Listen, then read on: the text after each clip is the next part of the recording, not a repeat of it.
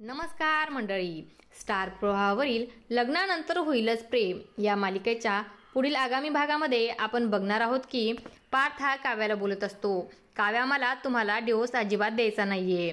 Divorce देणं खूप सोपं आहे, परंतु लग्न टिकवण्यासाठी खूप धैर्य लागतं आणि मला दुसरा पर्याय निवडायचा आहे.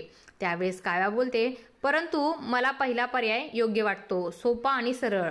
तर इकडे आपण पाहतो रम्या तिच्या आईला बोलत असते की आई, त्या नंदिनीला माहिती नाहीये की रम्या आता पुढे काय करणार आहे. ही रम्या आता कासव आणि सशाची मैत्री घडून आणणार आहे.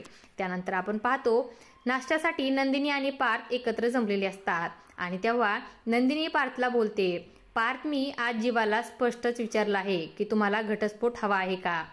तेव्हा पार्थ नंदिनीला उत्तर देतो, हे बघा नंदिनी, तुम्ही एक काम करा, जीवा काय म्हणत आहे त्याकडे लक्ष देऊ नका, तुम्ही मात्र तुमच्या मतावर ठाम राहा. त्यानंतर आपण पाहतो आता रम्या ही काव्याकडे जाते आणि काव्याला बोलते की काव्या, तुझी नंदिनी ताई तुझ्याशी एकदम चुकीची वागली आहे. तिने तर सर्वांसमोर कहरच केला, तुझ्यावर तिने हात उचलायला नको होता. तेव्हा काव्या देखील विचार करू लागते. आता रम्या काव्या आणि नंदिनीमध्ये द्वेष पसरवणार का हे पाहणं अतिशय उत्कंठवर्धक ठरणार आहे. अशाच मालिकांच्या नवनवीन अपडेट्स पाहण्यासाठी आपल्या चॅनलला सबस्क्राईब करा आणि व्हिडिओ आवडला असेल तर लाईक आणि शेअर करायला विसरू नका. धन्यवाद.